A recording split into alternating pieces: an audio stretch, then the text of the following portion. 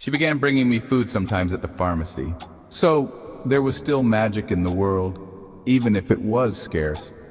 The rarest of light that was so ethereal and out of the mainstream that it was wont to fall through life's cracks and disappear, ere you had a glint of it, much less laid your eyes upon it, but which usually was more like a stab in the dark.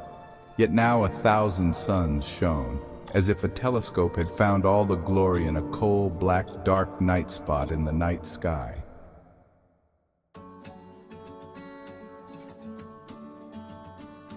We wrote poems together, alternating the lines. In school, which was now bathed in a radiant light beyond that of spring shine, we passed notes on the stairs.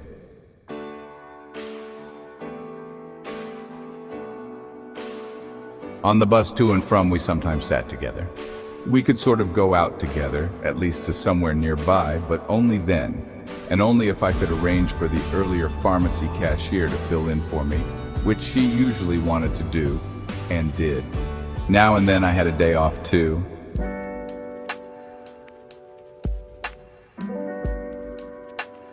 One night, Maureen brought her boyfriend over to introduce him to us for the first time. She needn't have introduced him to me, for he was my friend Pat Hickey. Well, we had both been mysteriously absent from the local scene lately, and since we both were not around, we didn't realize that the other wasn't either. The fates had been working overtime on this one. Now the fun had been doubled. Pat was old enough to drive. Time marched on.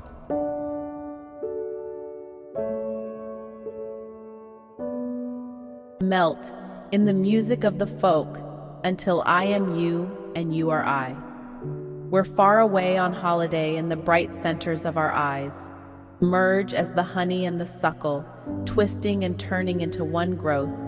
We're in a forest dark and deep, rooted in the soil, ever nourished. Move to the rhythms of the winds, flowing with each other's bends, dancing in the glow of the orb, feeling me upon your mind.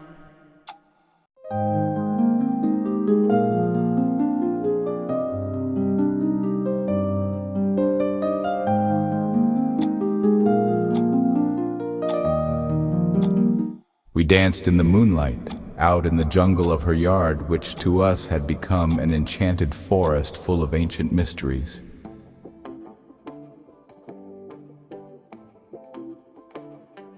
Summer was steaming hot, but we had our cool retreat anytime and always, as in living happily ever after. Our love burns the sun away, so now it throws its fires out, roasting the earth this year. But here we abide underground.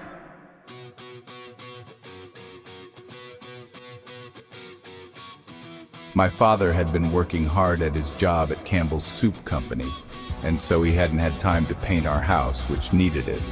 So he told us that we might have to cancel our vacation cabin, for which we'd have to pay a fee. I offered to stay home and paint the house.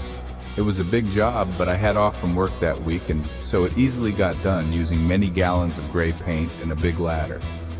I even painted the trim white, and the doorbell too. It was a win-win for all. Besides, Penny might have been at the vacation place, but more importantly, Patricia was here. And oh, was she here.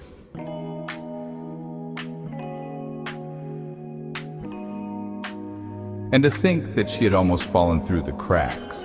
It was okay that she liked to stay in the basement a lot.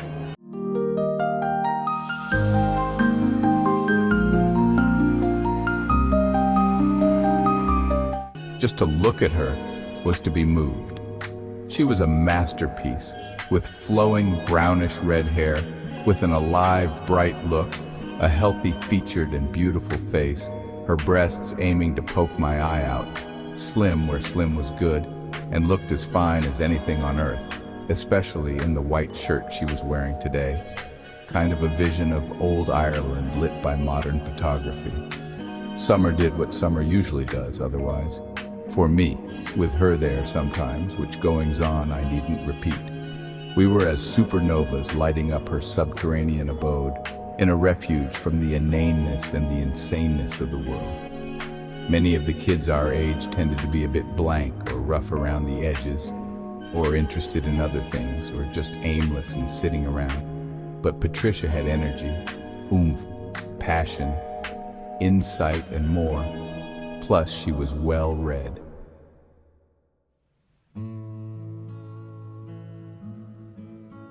We walked around the area one day, the day not hot for once, and halfway through the next, whereat I paused and said, "I have a popsicle for you. Want it?" Yeah, right here. Out of thin air? Yep, it's right here nearby. In your pocket? Ha, not that. We knocked on a door of a house. A girl who was hopefully Jody answered.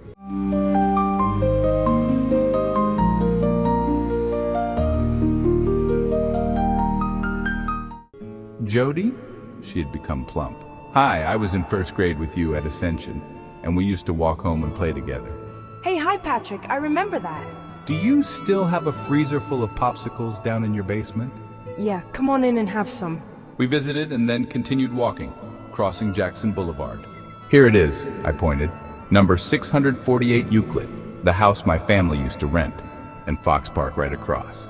I used to play by myself over there. I'd hide in the bushes and watch the people walk by. They didn't know I was there. Your parents didn't watch you? I suppose they did from the front porch, but I went far. A coal truck used to come by in the winter and dump the coal down a chute. Then we'd go down to the basement where I'd watch my father shovel it around and put some into the furnace. I should have come over. And I'd have said that I don't want anything to do with girls. No, you wouldn't. You were friends with Jody. Right you are. It was from the next year on that we boys shied away from girls, claiming that we'd never get married.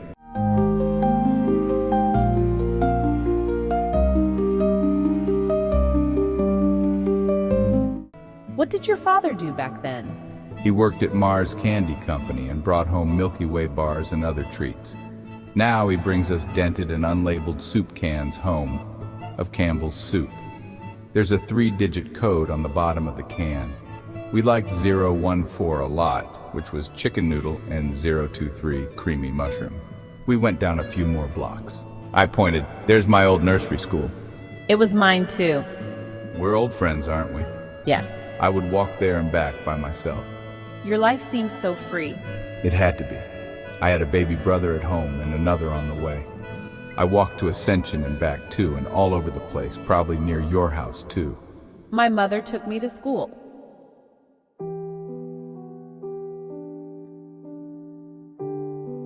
Still Catholic? Not so much. You? No, not at all. I gave it up in 5th grade. The old tales just don't hold together. How come? Well, the ongoing stuff, as always. All of the sudden, in religious minds out of nowhere, there is claimed to be a God person instead of just stuff, but people only come to be later on, and they're made of parts that had to have come earlier.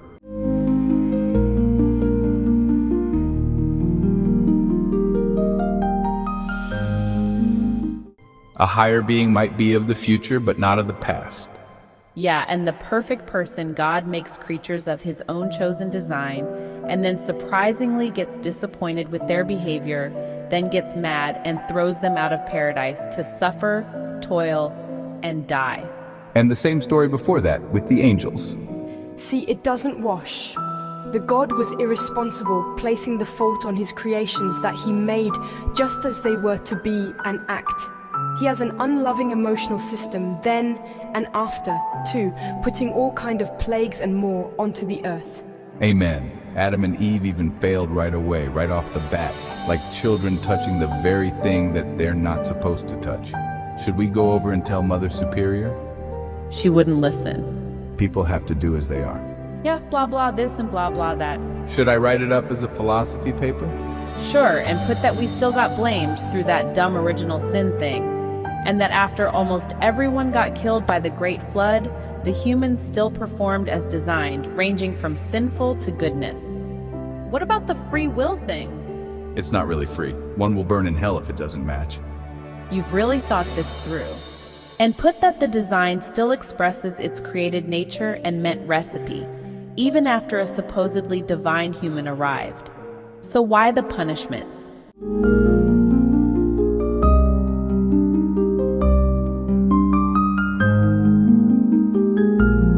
You forgot Moses. Yeah, and the humans still goofed after he brought down the 10 Commandments. Plus, God had already broken his own do not kill commandment via the Great Flood. He's not even a good role model to follow, and he did other bad things too. Not a leader at all. So we can even outthink the Creator in terms of our goodness and not wanting to kill or blame people for their ancestors' misdeeds, or blame the thing if we make a thing that doesn't work. Yeah, so it's all baloney, but some get comfort out of it. But all this adoring stuff, for something that always had to be there, with no choice to it being so. Cripes.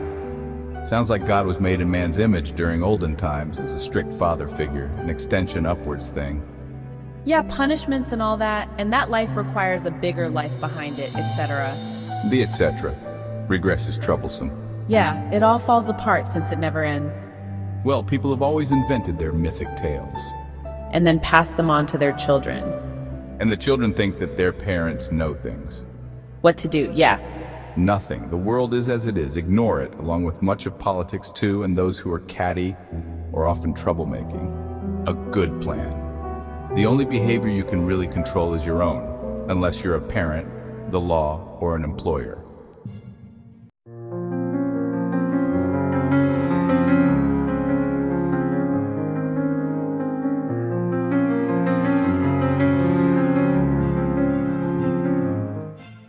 JFK was assassinated.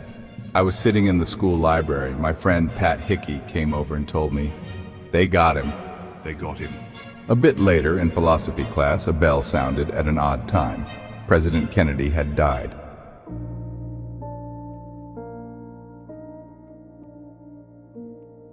Patricia had started to needing more and more recuperation time off and longer times.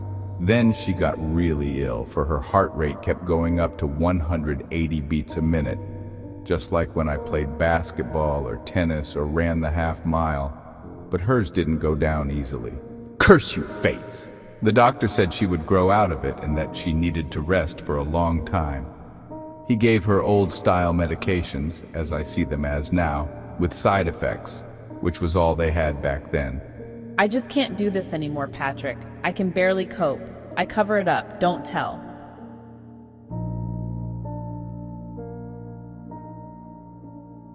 Okay, I understand. Sorry. Come back someday, if I shall invite, as thou hast come so many times, steadfast, dear, loyal, and loving partner of my deepest self, who gave me a life. It's over for now, the beautiful music of the spheres. The curtain drops. The audience of the starry night applauds. We come back out to take our bows, first to them and then to each other, over and over, to our dear selves, mine fading into sickness. I am lost.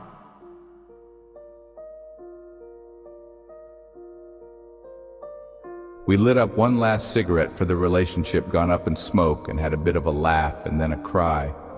She wrote once that she would get better and then worse, off and on, but her old self was gone. Fate had taken her genius. I'd never heard from her again.